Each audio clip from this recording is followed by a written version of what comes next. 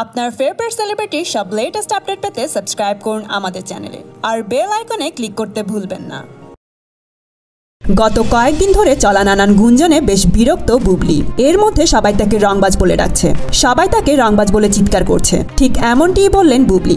আসলে এই সব কিছু হচ্ছে তার রংবাজ মুভিটির জন্য। এই ব্যাপারে তিনি বলেন, পাবনা যাওয়ার আগে প্রথমে ঢাকা থেকে রাজশাহী গিয়েছিলেন বিমানে করে, এরপর গাড়িতে করে পাবনায় গিয়েছেন।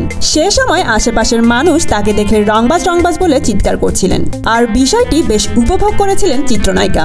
বিশেষ করে তাদের এ ধরনের আগ্রহবোধ তাকে আরো ভালো কাজ করার অনুপ্রেরণা যোগাবে বলে তিনি জানান। এ নিয়ে তিনি আরো বলেন, আমাদের শুটিং স্পটে শুটিং শুরুর দিন থেকে আশেপাশের মানুষজন এসে বেশ ভিড় করছিলেন, আমাদেরকে শুভকামনা জানিয়েছেন। বেশ ভালোই লেগেছে।